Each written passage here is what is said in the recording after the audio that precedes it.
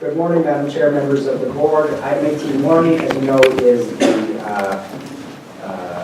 recommendations to adopt a resolution to allow us to create a temporary safe parking program to assist people who are living in their vehicles. The location of the safe parking program would be at the District 1 offices, or not District 1, excuse me, District 4. And it would allow for parking for 15 vehicles at the safe parking program. The cost is $150,000 over a 12-month period. In the current fiscal year, it would be a cost of $87,500. The program is urgent response to what we see as a becoming winter weather, inclement weather challenge, which is provides for health and safety risks for people who are not housed. Additionally, when you look at as we've experienced the challenges with Lapis Road, we've seen many challenges around waste that has been seeping into the agricultural fields nearby. We need to address that agricultural urgency. We've seen a 23% increase in the homeless population, and that's been exacerbated by the increasing number and enforcement of no parking ordinances. In fact, and even as we grapple with the challenges to agricultural land, our own no parking ordinances come to play as a risk. And so we look at this as an urgency item that needs urgent resolution so that we can actually create a safe place for people to park who are willing to keep their vehicles registered in working conditions and are willing to abide by the rules of the program, which is a 7 p.m. to 7 a.m. program. It is an active employee parking lot that is used during the day for business uses. But the idea is that we can, when the parking lot is not being used, it can become a place for people to park. The one big challenge that we need your consideration on today is the financing of $87,500. We have a series of options that you can look at. There is savings in the kind of contributions budget for memberships in the amount of $250,000 total, but this program could use $87,500 of that. Those savings come from reserve funds, which were not needed for the municipal power project. A separate option would be to use $87,500 from transit occupancy taxes, which are currently allocated to the road fund above the required maintenance of efforts. That was proposed by the County Administrative Office at the October 10th quarterly budget update. A third option would be to use $87,500 in cannabis revenue, and a fourth option would be to look at the Department of Social Services to reduce our budget. Our discretionary funding right now is primarily in the area of child abuse prevention services, so that's where we would look to kind of mitigate some of our discretionary resources. And with that, I think I'm open to questions. Thank you very much. And before I come back to the board for questions, I'll just like to alert the audience that if you wish to speak, I would appreciate it very much if you would fill out a speaker form, which are just up here in the front. And then secondly, I was neglectful in introducing our interpreter today, Diego Celis. If you would announce yourself, please. Para las personas que deseen traducción simultánea en español, favor de tomar un receptor. For the videos that need simultaneous Spanish translation, please hand a receptor. Thank you. Thank you very much. And now we'll bring it back to the board for questions first. Supervisor Phillips? Question, we talked about $150,000 for this, for services for a year. So Yes, that's what I'm up here.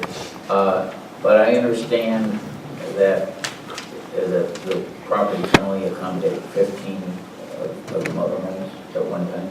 That's correct. That's the current assessment. Although we do have the contract written so that if there's additional space, we would allow them to utilize additional space on that. What was the maximum of people out in Lapis Road when we started to move in and move out program? It was in the 60 to 70 range, as I recall, the numbers of vehicles that were there. Many did not have working vehicles. that would be a condition for this program that the vehicle be working and registered so that you could actually move it during the day and sit in an employee parking lot. I just know that we now have vehicles all over the county. I have a bunch in Copper Road, some out on the Zedian Branch and everything.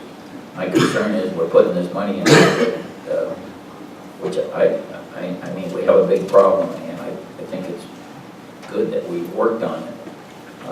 But for only 15 vehicles, we're only dealing with maybe 1/5 or 1/6 of the need. I think one of the challenges that really kind of establishes part of the urgency we're facing is we've done a lot of outreach to identify locations. I know Supervisor Parker and Adams sent out letters to all the peninsula cities looking for locations. I don't know that there was a response.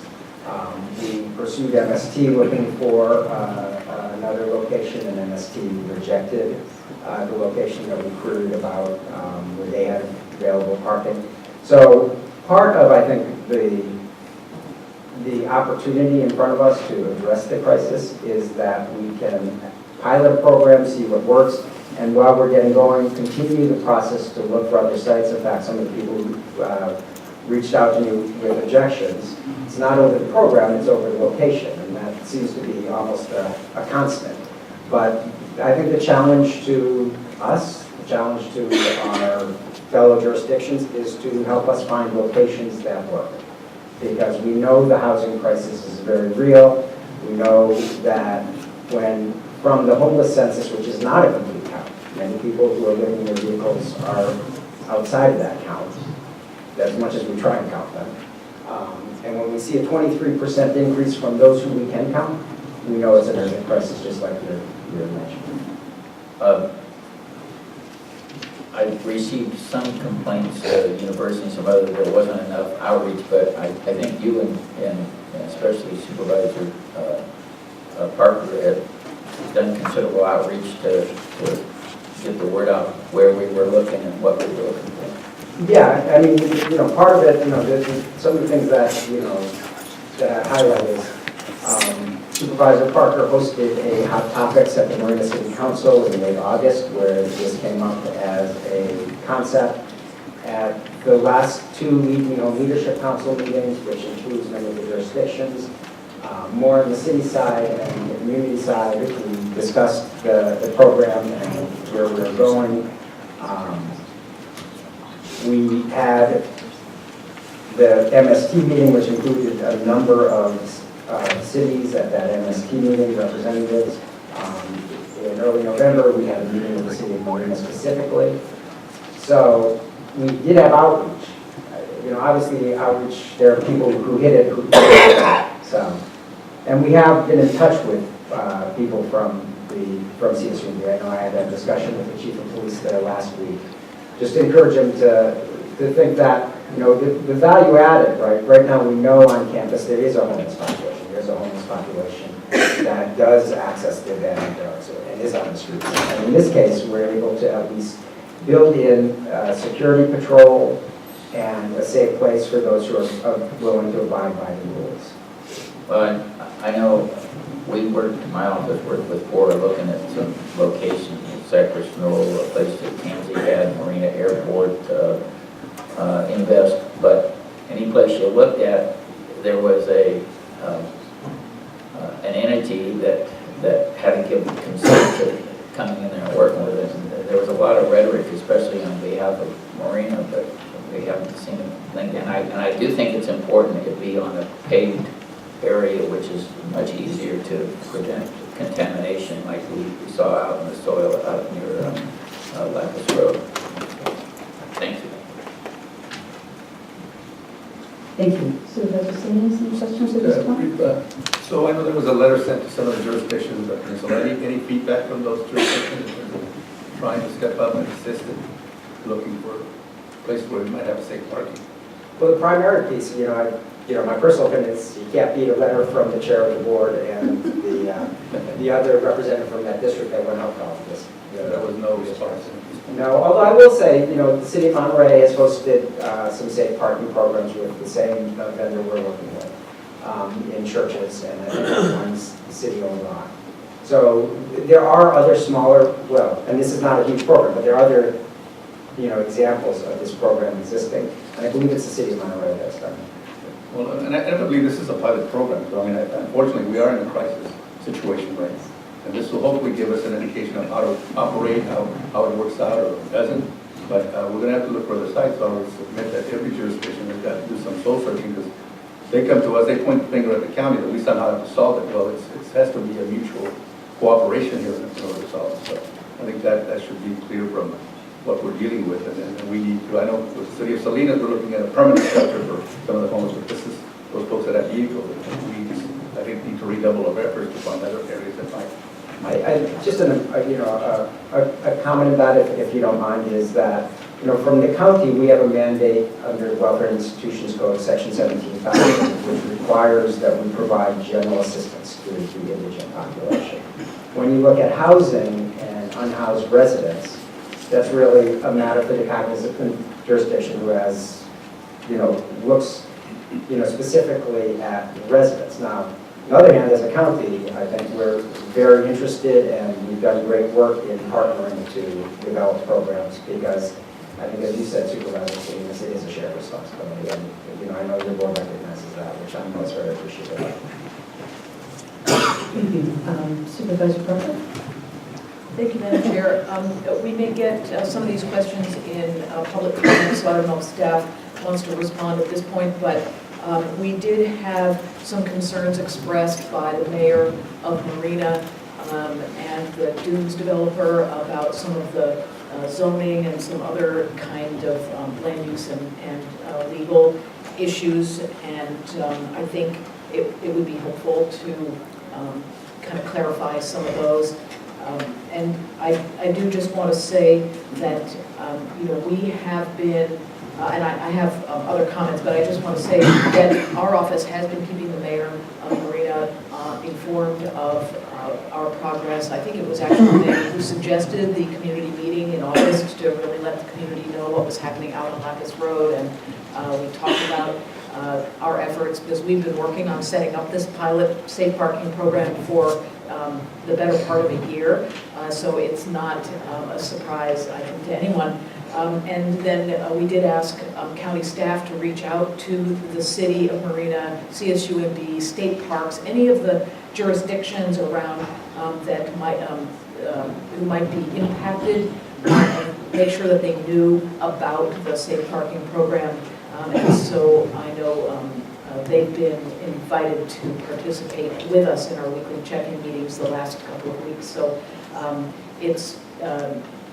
it's been hard to really include everybody, but we have really done our best to reach out and make sure that we are in dialogue, looking for locations, really done a very extensive job of trying to find appropriate locations to house this. And people always have suggestions in somebody else's jurisdiction, so we really had to come up with something that was under the authority of the county to do. And of course, the Lapis Road situation that had people very concerned for many reasons was in my district, so I felt it was important that we look in my district for the solution.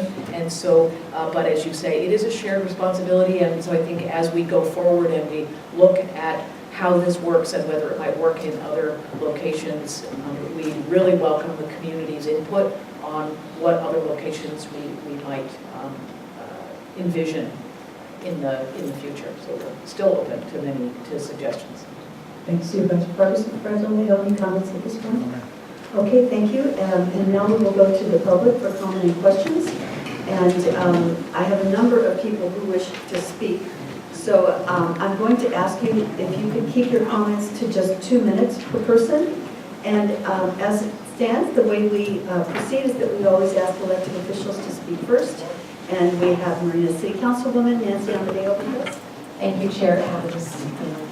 Supervisors.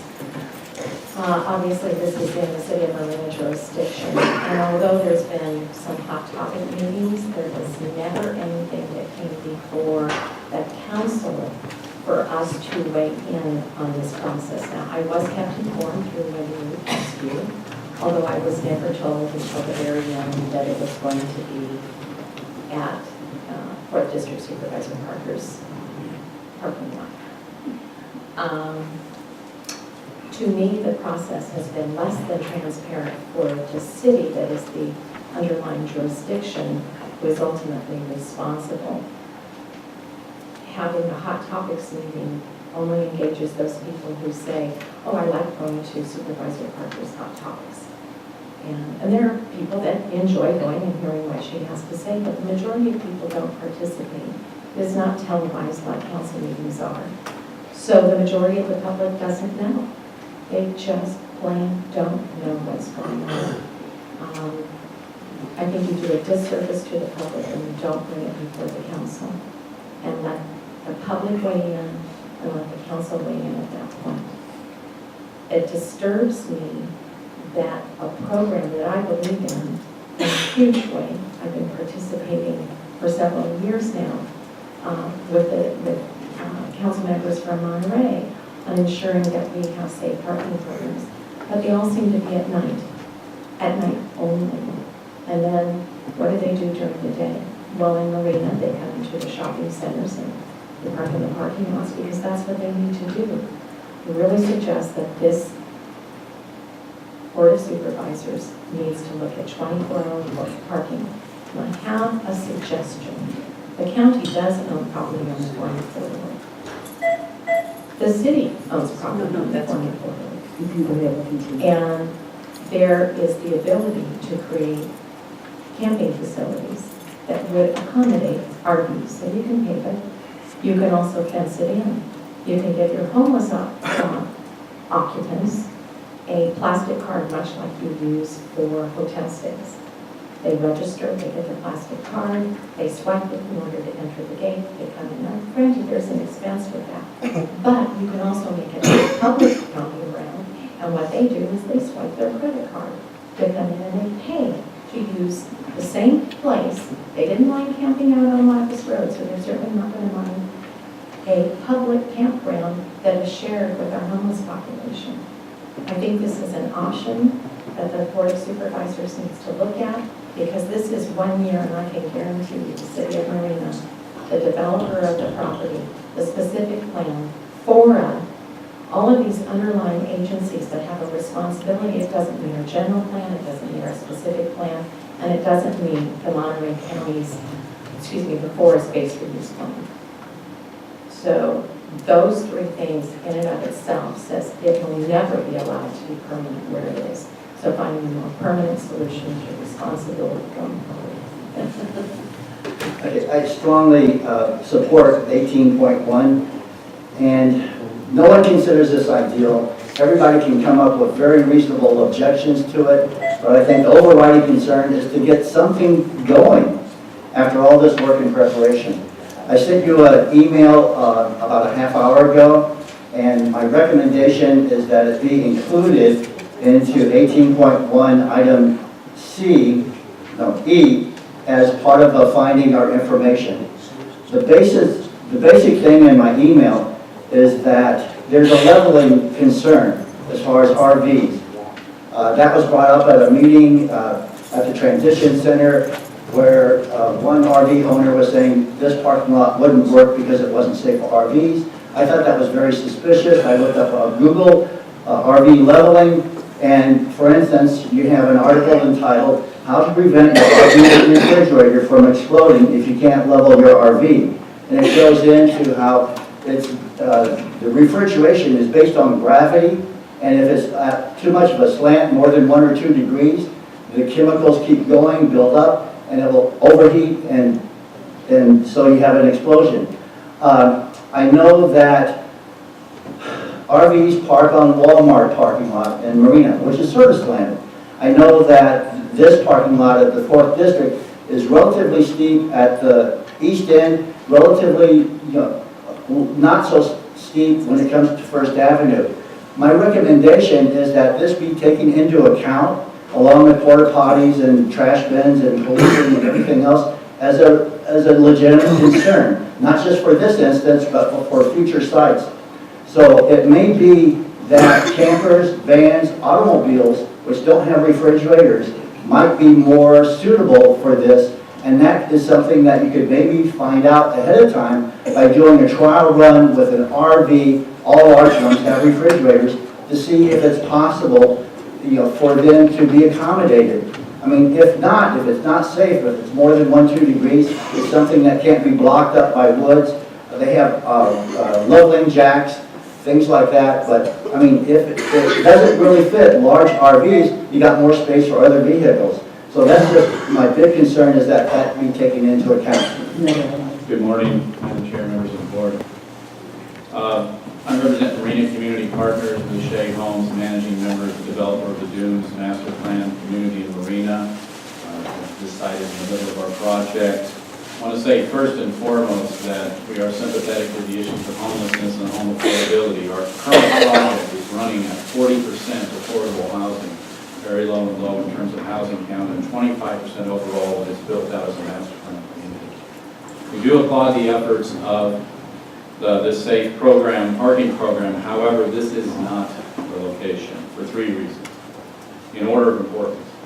First, it's not safe. It's in the middle of abandoned, dilapidated barracks, dark and dangerous. I wish I had photos to show this. There's no water, no hookups, no sanitation, poor lighting. There's a rock crushing operation right across from there that goes in and out at all times. There have been, according to the Marina Police Department, 149 calls for service alone since April in this exact area. Also, there's an employee overnight parking lot that's on the property. It has a 10-foot high fence to protect vehicles at night. Another example. Second, this is not a legal use of the property. You have a letter in front of you from our land use attorneys that point out very clearly that it's incompatible with the base reuse plan, a plan adopted by FORA in each of the jurisdictions, and by action of the state legislature provides specific authority, vesting authority to the city, not the county, for local land use and zoning in their jurisdiction. Second, the city of Marina's camping ordinances specifically prohibit camping. The specific plan doesn't allow the zoning as well. It is a zone for office park. This is a critical economic development component of the base reuse plan for job generation. Finally, the process of selection was not transparent, as it's been noted. 2 key property owners and future users of the site, the City of Marina and Marina Community Partners, were not consulted nor involved in the decision to select this site specifically. Only last week was the site selected and the board was completed, when the board report was completed, and the City of Marina was notified on Monday. On Wednesday, I got notice from Supervisor Parker's staff, who specifically was embarrassed and came up to me at a function and said, "I'm sorry, this is on the agenda." I would just ask that you please understand that this needs to be a transparent process, and in your voting, you have some options. One could be an option to either a vote to oppose this resolution, delay it to allow the adjacent affected property owners to be involved, and third, the SAFE program is good, adopt that, adopt the funding towards it, but not this site. And please understand that, my understanding in discussions with county staff, that there was no public site selection process. This was an individual process. Good morning. My name is Kevin P. Saunders. I'm a mayoral candidate in Marina for 2016. 2018. I ran for mayor in 2016 on a rent control and medical marijuana platform. Before I begin, I want to personally thank Jane Parker, Supervisor Parker, for her kind and her compassionate words on Facebook about the importance of this issue.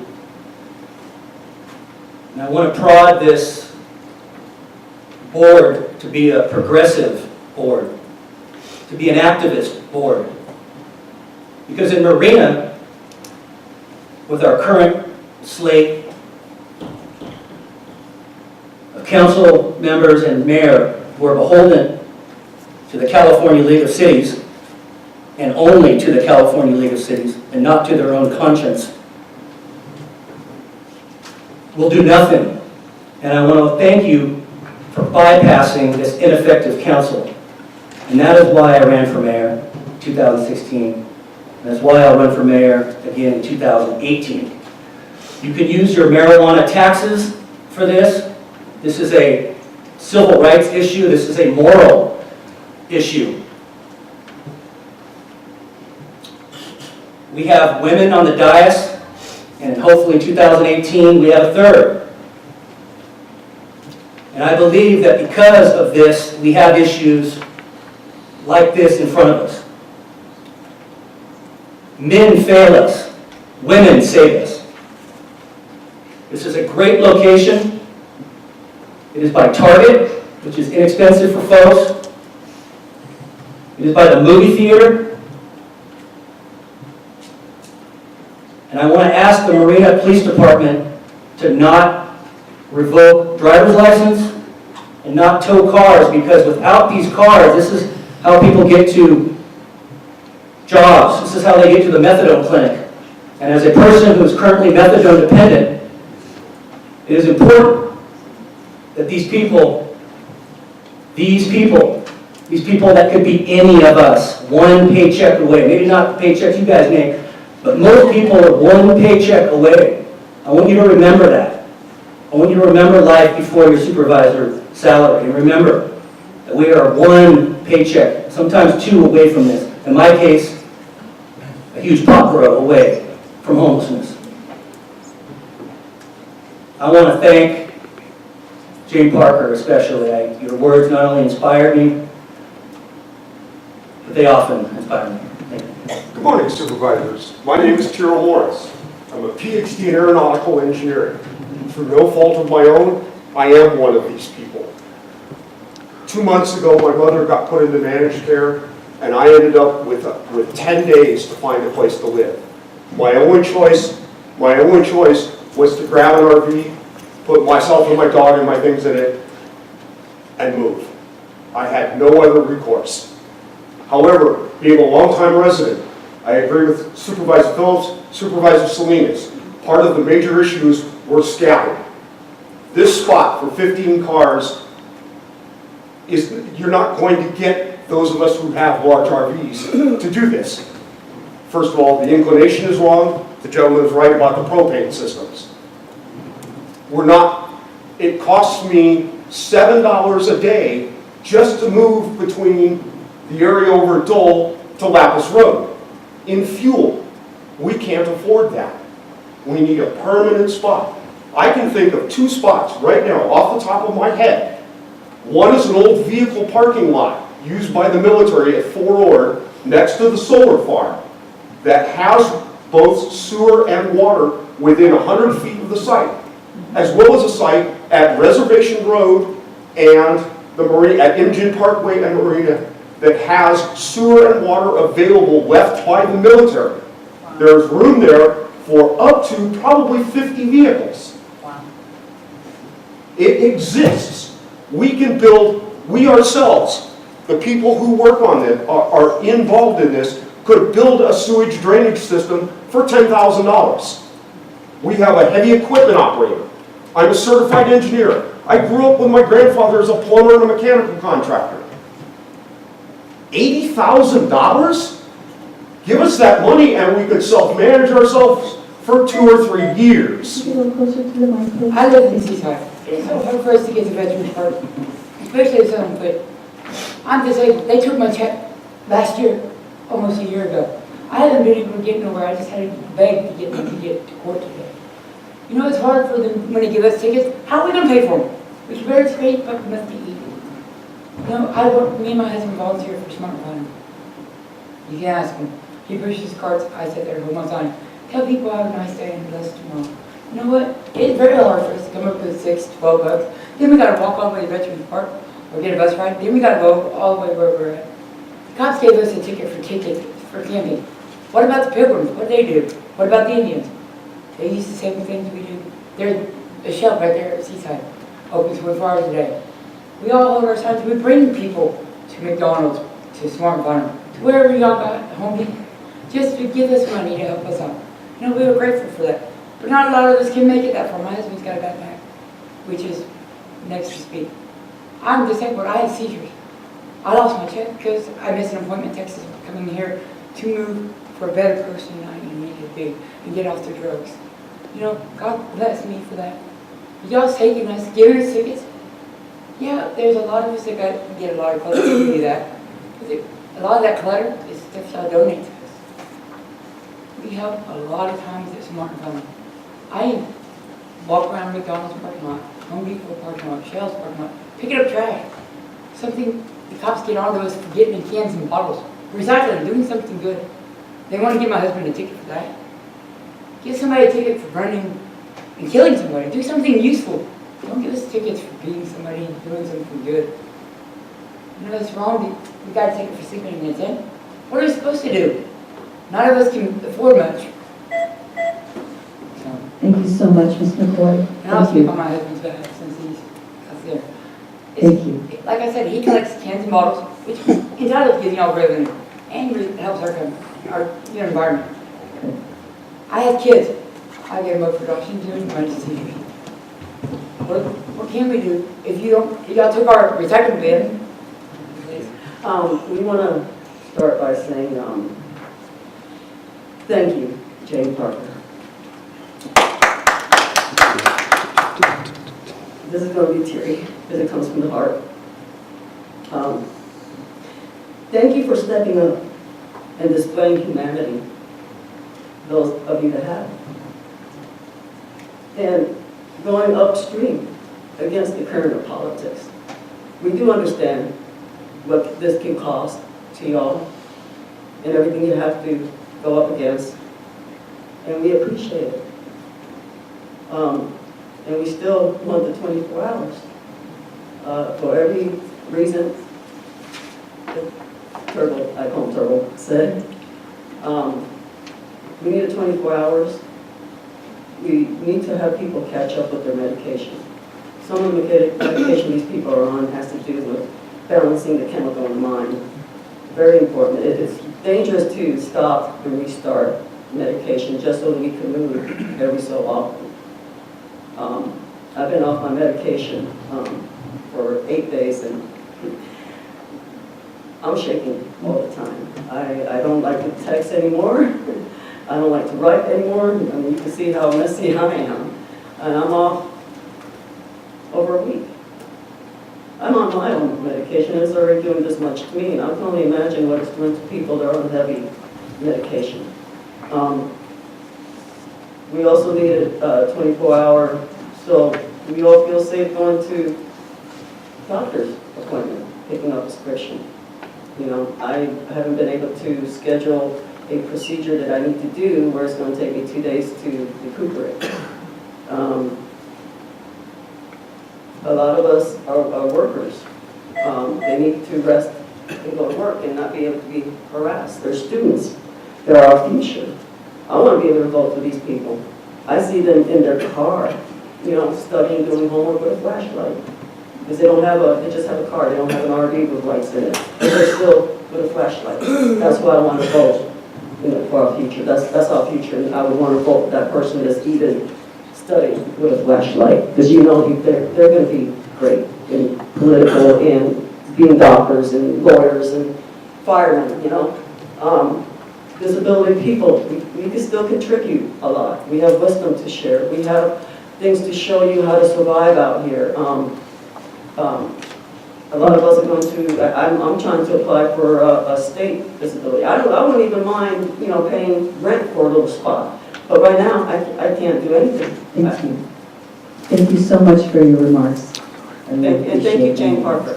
Thank you. We all do appreciate you. Hi, I'm Becky Johnson. I'm with the Salinas Monterey County Homeless Union.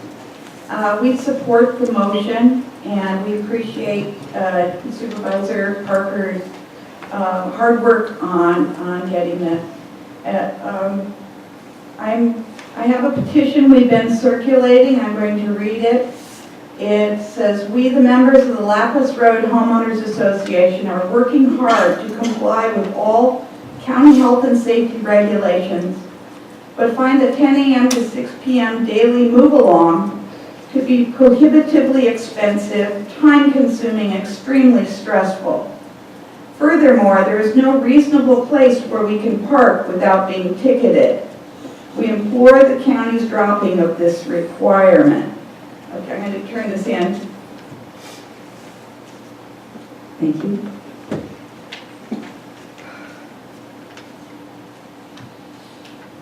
The people who are living in their RVs or their vehicles, or your own metrics show that 32% of the homeless population are living in their vehicles. And there's no immediate sign of affordable housing on the horizon for these people. In fact, our homeless population, according to your own metrics, increased 23% since 2015.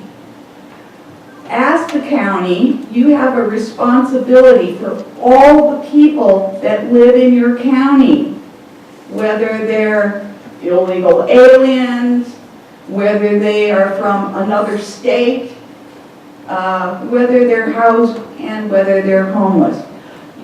Your own metrics say that people who are living in RVs are housed. And yet, you spent more effort making the places where they have been legally parked illegal. So it is your responsibility to provide facilities for these people where they can legally rest their heads. And this is the item on the agenda today, and your conscience requires that you support it. Hi, Wes Weiss, Salinas resident, also president of Salinas Minor County Homeless Union.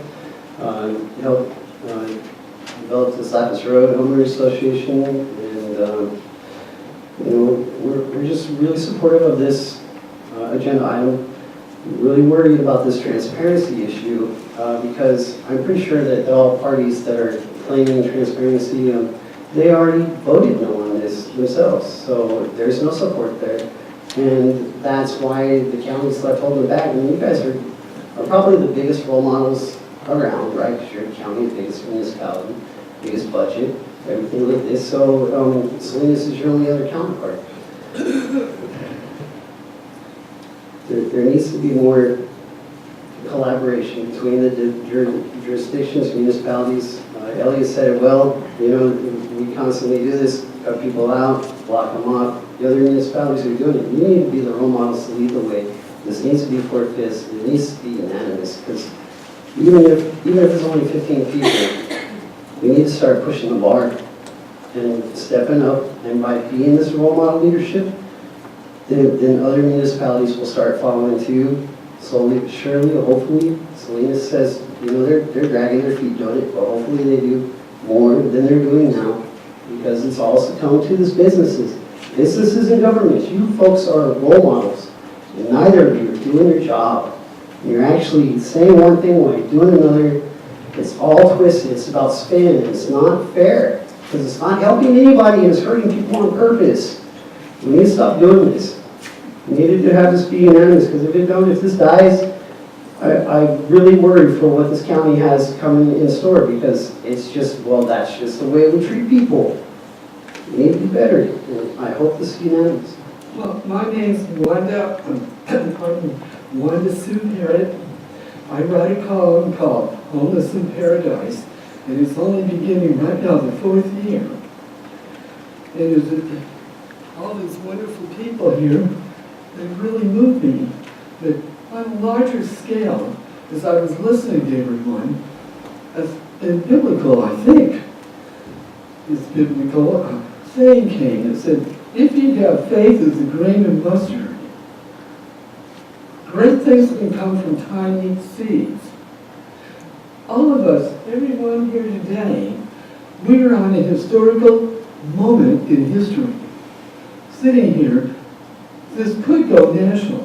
This could be, with national spotlight, is going to focus on setting a precedent for what happens in the future as what I call the new Bedou. Bedou meaning, plural, Bedouin nations, of groups of homeless people, nomadic people, begin moving like these good people are across the nation, not knowing where to go or where to turn for help or where to rest their heads. So I think if we could look at it in the overall scale, we don't know who's going to maybe read my column or someone else's.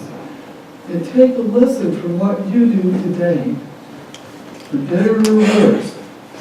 In a sense, the history of homelessness in America rests on what comes out of this chamber. Thank you. Thank you, and thank you for your comment. Okay, let's bring it back to the board for additional questions, comments. May I add one comment? I'm so sorry, but we generally just allow One sentence. one sentence. Stand up where you are and say your one sentence. Consider, in this endeavor, consider including us in the discussion of the site. Thank you. Because very we were much. included in that. Thank you. Okay, so I'm bringing it back to the board. Thank you for your comments. They've been heard. Madam Are Chair, there- yes. sorry, could we, I had asked a question and basically asked staff to respond to it after we heard the public comments on some of the legal and the zoning and the land use issues that were raised. If we could have some clarification on those, that would be helpful. Great. And is that going to be Mr. Robinson or Mr. Holm? Or I Mr. believe it's Strickland? their legal Everybody, issues. everyone approach me.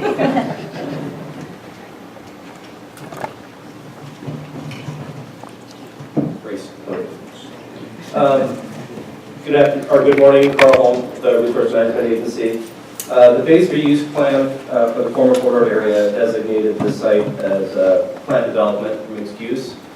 I understand a specific plan that was adopted by the city designates the area for office commercial use. The site has been used by county offices since the late 1990s. From 1999 to 2005, it was used for planning and building inspection. After that, the public guardian, adult protective services, in-home services, and District 4 used that site.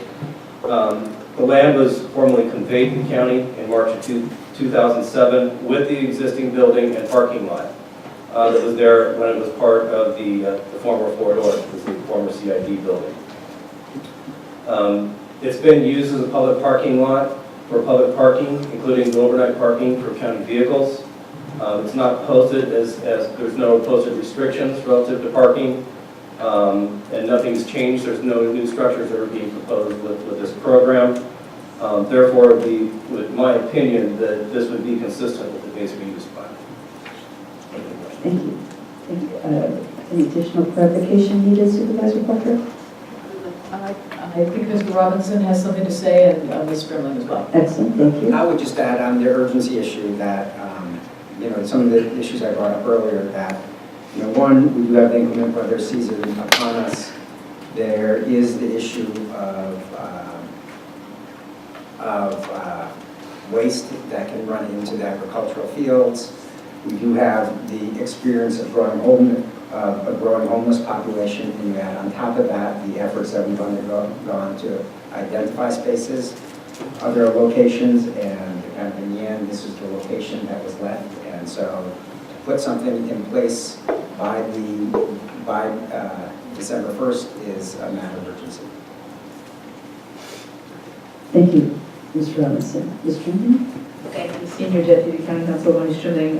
In regard to the contention of one of the speakers about the project being inconsistent with city zoning, from a legal perspective, this is a county property owned by the county, and county's land use, even if it is within the city, is not subject to city zoning. It is a matter of sovereign immunity that is pursuant to the Government Code 53090, 53091, and case law.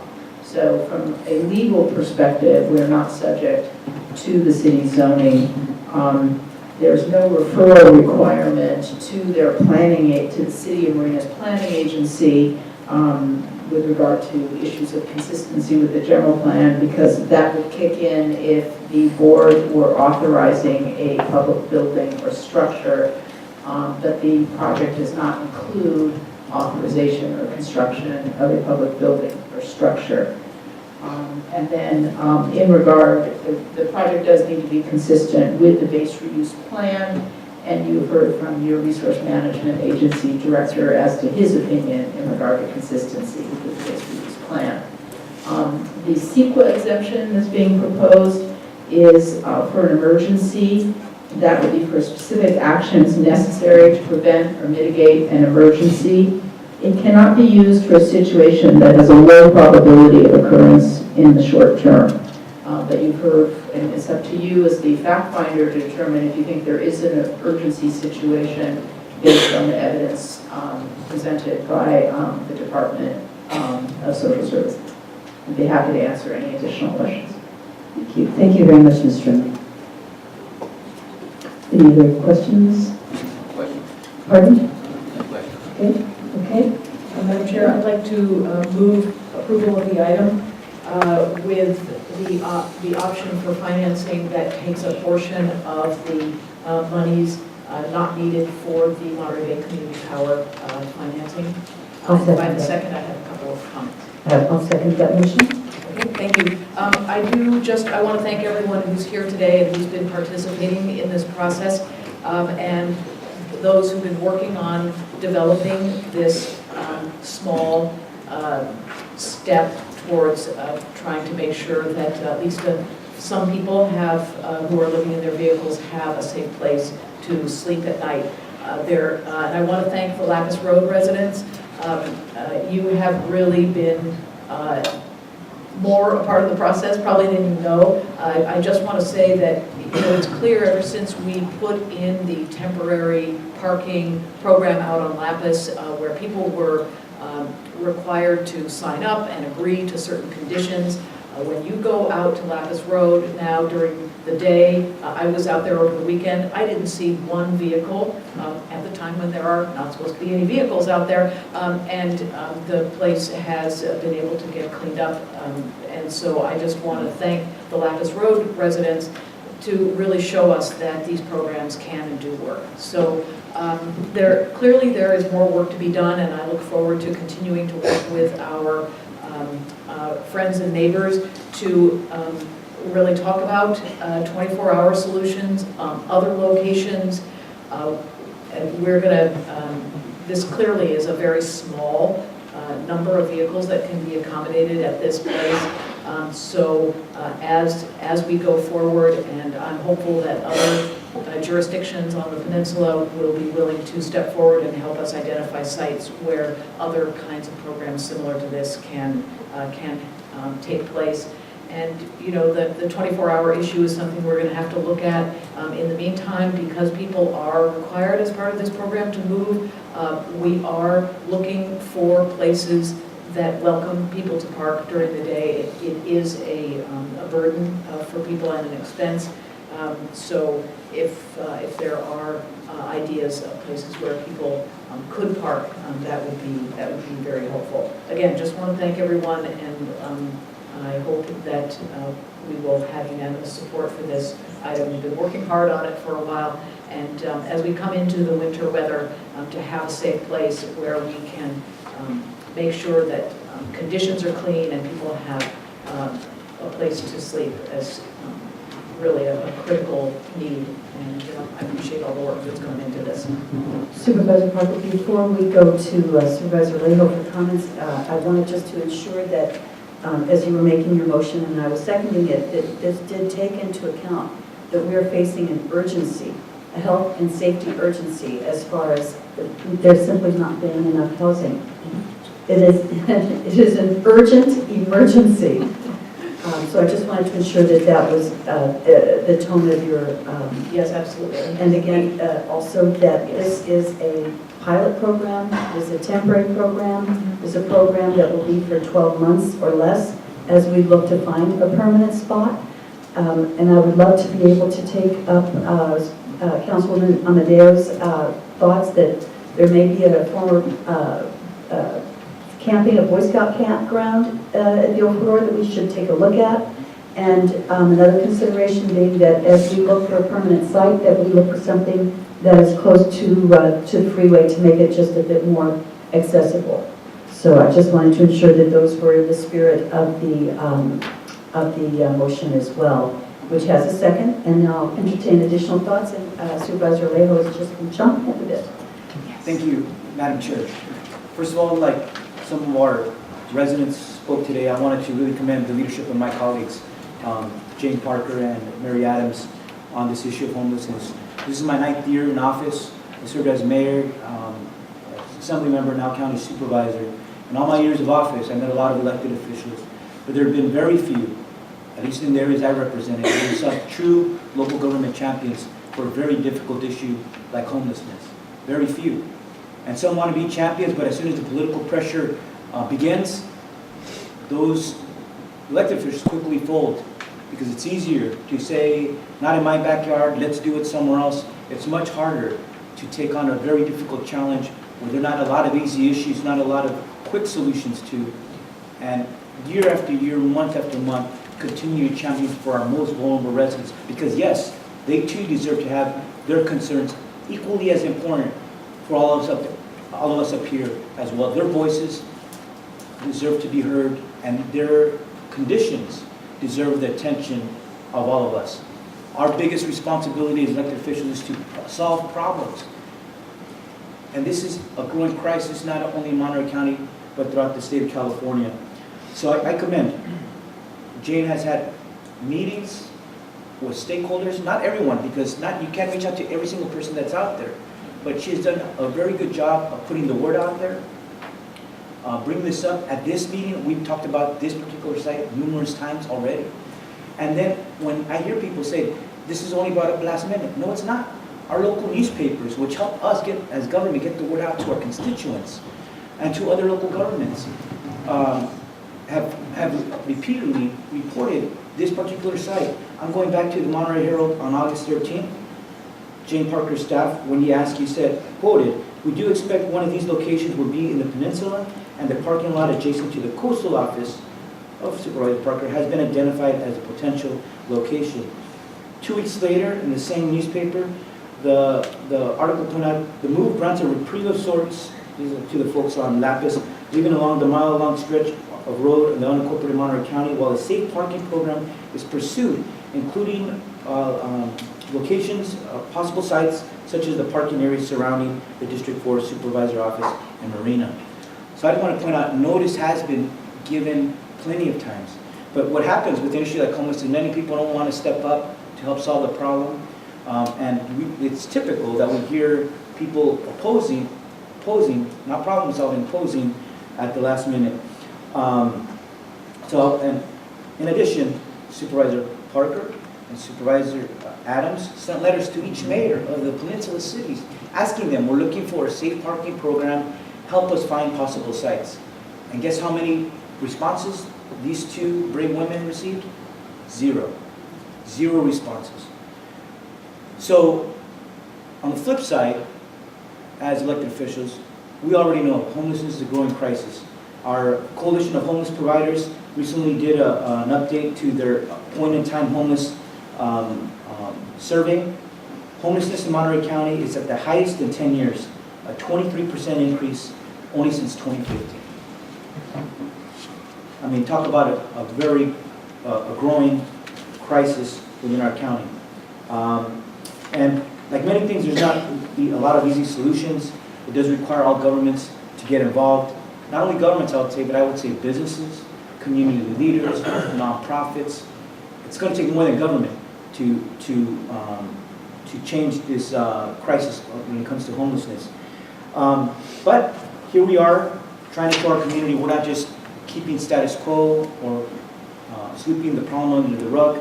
We're trying to create the first of its kind program ever in Monterey County, the safe parking program. We've never done anything like this as a county. Other cities have so far. I thought Monterey, which tried to create a safe parking program for women. And when that article came up several months ago, the providers said that they estimate that in the peninsula cities, there's at least 160 women living in cars. 160 women living in cars, not to mention children. And we all know that in this area it gets pretty cold at night. And lives and health of those women and those children are at risk. We're putting them in danger. And not to mention just maybe parking in an unsafe location. Here we're trying to provide a structured program with a nonprofit provider that deals with the health and safety issues and trash and other places. This is going to be an organized program that I think will really make a big difference. I tried to work with Jane Parker and trying to find other locations. We went to Monterey Salinas Transit, because guess what? They had a big empty lot where they wanted to put their transit facility several years ago, and it got turned down. And my staff and I went out there to see what's out there, because they were saying it was being used for all these different reasons. I went out there, completely empty. Completely empty. For me, that's the epitome of efficiency in local government. When we have resources that could be good to be put to good public use, but we'd rather have them fenced and have no use, rather than helping the human condition of our homeless residents. For me, that's a travesty. And it's disappointing when I see those incidents. That was only a few weeks ago. And then I was disappointed also that CSU Monterey Bay weighed in against this program that we're talking about. And CSU Monterey Bay has a lot of properties, a lot of parking lots, and I would challenge them today. I would challenge my good friend, Dr. Eduardo Ochoa, that if they believe there's better suited sites, let's look at other properties, because as we're saying, this is only a temporary pilot program. It's not going to accommodate everyone. We know that there's going to be additional areas needed. So I would invite CSU Monterey Bay to work with us to find more suitable sites on their properties, and even better on their existing paid parking lots, where we could do another pilot program for this, because this program is only 1 year. We're going to see how it works, see what challenges there are, but I hope it is a success. Lastly, I just wanted to point out that I do believe, I agree with our staff, that it is compatible with the base reuse plan. And in fact, these days when it comes to the legislature, they're trying to pass more laws to make it easier for local governments to establish homeless shelters and homeless services, because what we're hearing today is what every local government hears. When they try to put a shelter or safe parking program, they always get opposition. And so the legislature a few years ago for homeless shelters created a by right, where you don't even need a special use permit, because they wanted to make it easier for county governments to put up homeless shelters. But that same law in 2008 required every city, including Marina and every other city in California, you have to identify and zone areas that are suitable. You have to tell the community, if we have to put up a homeless shelter in our city, these are the areas that we're telling up front that are suitable to put up a homeless shelter. I don't know if Marina has done that, but that 2008 law requires every local government to go as far as actually identifying sites that are suitable for homeless shelter services. Lastly, I just wanted to speak to I already said lastly, but one more thing. This is an emergency crisis situation, and I would suggest that our staff, we provide direction to our staff, declare an emergency for homelessness, and that is why we're pursuing this project. And we've also worked on creating a temporary and permanent shelter here in Salinas. But there is real health and safety issues with trash and bathrooms. At our last meeting, we had some of the representatives of the agricultural community complain because they're growing food not just a few feet away, and they also had concerns because they use pesticides throughout the year. We had assured them that our reprieve on Lapis Road was only going to be temporary until we created this safe parking program. So I think it's incumbent upon us to also take an additional step at a future meeting to declare an emergency declaration as part of our efforts to approve this safe parking program in Monterey County. Thank you. Thank you for your eloquent comments, Supervisor Alejo. Are there any additional comments before we bring back to the board for vote? Yes. Thank you, Madam Chair. Certainly will be supportive of this, but just a couple of things to keep in mind. This is a small pilot project, and I think the gentleman, I forgot his name, that was the engineer, mentioned 2 sites that I think we ought to look at, because at some point this needs to have some permanent sites where we can indicate if there might be some infrastructure in place, or the campground or reservation road. I think we need to keep the pressure on to make sure that we continue looking at this issue. But I think Supervisor Lejola did that right. I mean, we've dealt with even workforce housing, decent housing, and we have the NIMBYs, not in my backyard.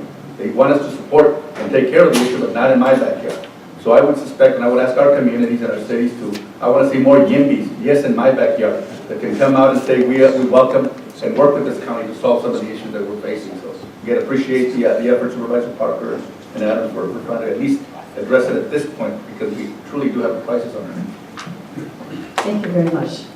Supervisor Phillips, are you looking forward to speak? Yes, I'll support the motion, but I have some reservations about the site, but I commend my colleagues for working on it. Lapis Road, I don't, I mean, as was mentioned by Supervisor Parker, Lapis Road got cleaned up, but it got cleaned up at the expense of, you can find the same vehicles down in front of Dole or Pizzini and some out in Railroad Avenue and Quad Road, so they moved to other locations. And I think we are, I think this matter is a matter of urgency, and I think we have to do something. And as mentioned by my colleagues, this is a pilot project, and it's a way to try to get it started.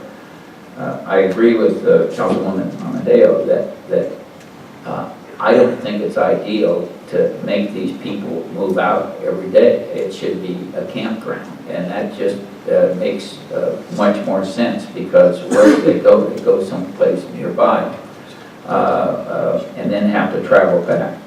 And I don't think that's it's the best we could find at this time, but I don't think with the slope of it and the size of it, and we're going to be paying $150,000 a year for 15 slots, and I don't think that's going to be near enough slots to accommodate even what was on, even started on Lapis Road.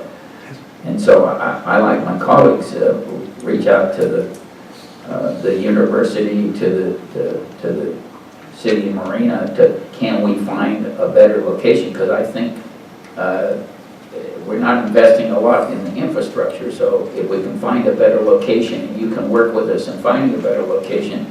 I went with my staff and the forest staff, and we looked at some property that Tansy controlled. We looked at some property that near some of the abandoned properties on Cypress Knoll. We looked at Marina Airport.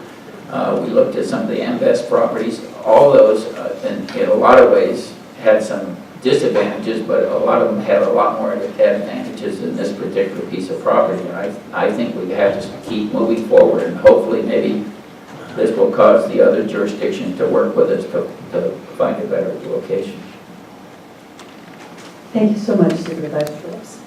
Madam Chair? So, yes. I'd like to pick up on some comments that have been made about the kind of the degree of emergency that we have, and if you as the seconder are open to it, and my colleagues might agree, I'd like to further direct staff to come back at our next meeting. I think that would be in early December. December 5th. With a declaration of emergency as it relates to shelter, so that we really have that clearly in place.